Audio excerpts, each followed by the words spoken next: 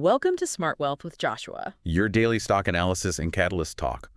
Today, we're looking at SanDisk. If you find our talks useful, please consider subscribe, like, and comment underneath to support our podcast.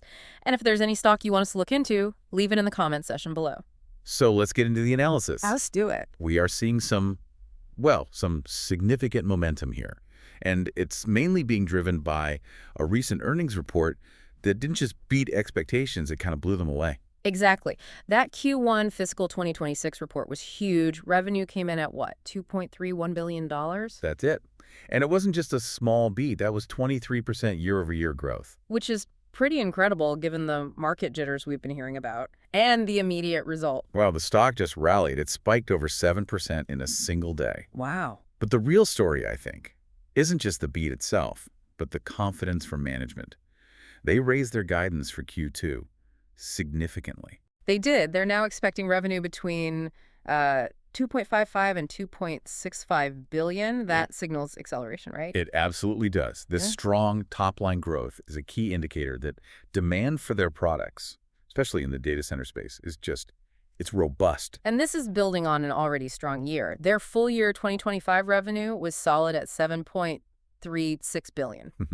And here's where it gets really interesting, because SanDisk isn't just, selling more of the same stuff. No. They're building a really formidable technological barrier.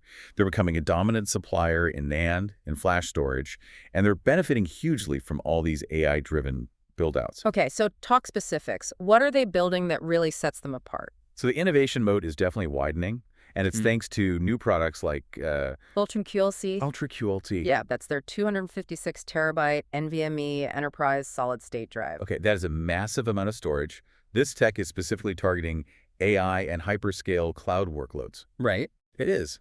And it's already getting awards. Yeah. Like most innovative technology. And they're not going it alone, which I think is key. The strategic partnerships are essential here. Absolutely. They just announced a partnership with SK Hynix. Right. They're working to advance and, more importantly, standardize something called high bandwidth flash, or HBF, for AI applications. And the goal there is just massive capacity, from what I understand. Massive. We're talking 8 to 16 times the capacity of traditional high bandwidth memory at a similar cost. I mean, if they can pull that off. That's a disruptive claim. That would totally change data infrastructure. It really would. And that ability to innovate and lock in these key partnerships is what builds that long-term customer loyalty, especially with those really sticky enterprise clients. Okay, so if we connect this to the bigger picture, the fundamentals seem to be there to support this whole innovation story. They are. The company is holding $1.4 billion in cash and equivalents. That give them plenty of liquidity for R&D and maybe future M&A. And a healthy free cash flow too, right?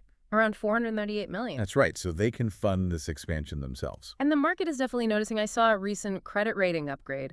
That suggests their financial health is getting stronger, which should mean lower borrowing costs down the line. But what about the technical side? Are investors actually buying into this story? Oh, they are.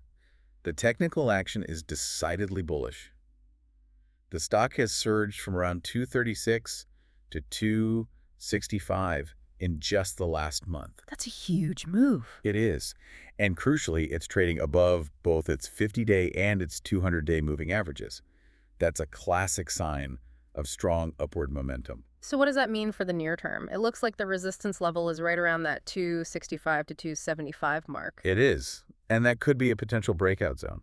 And the insider sentiment is strong too. I saw that key executives have been increasing their holdings. That's always a good sign. It's a very positive sign. And analysts are mostly on board, mostly buy or strong buy ratings, with price targets going up to 260. Some of the charts are even projecting a 3-month range up to 300. Okay, but we have to look at the downsides. We can't just talk about the good stuff. Of course not. Despite all this fantastic growth, there is a serious margin issue right now, isn't there? Yes.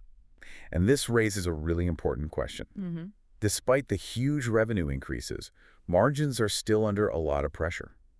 Their pre-tax margin is currently negative. It's sitting at minus 19.6%. Wow.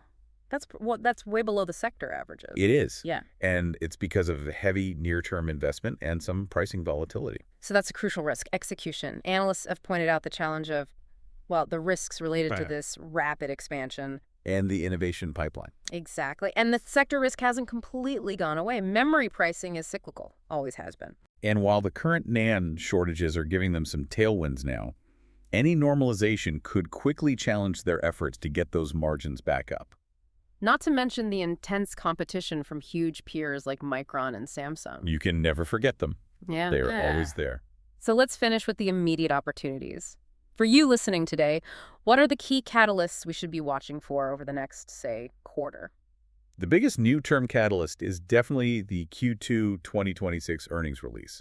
That's expected in early February. And given the raised guidance, everyone will be watching to see if they can beat expectations again. And, more importantly, if they can continue their margin recovery efforts. That's the big one. And beyond earnings, management has been teasing the imminent commercialization of their patented technologies. Right. So we should expect some significant product launch or maybe new partnership announcements. That could really propel expectations. There's also some index and ownership activity coming up.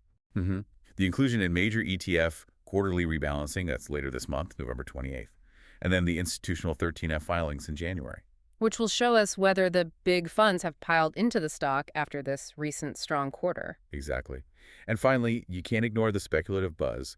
There are rumors of major cloud client wins and just persistent chatter about potential M&A overtures.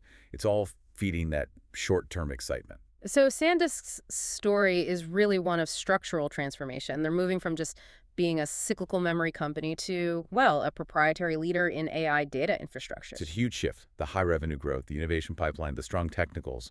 It all suggests a high probability of new highs if the Q2 earnings beat guidance. And this is the important part, if that product news actually materializes.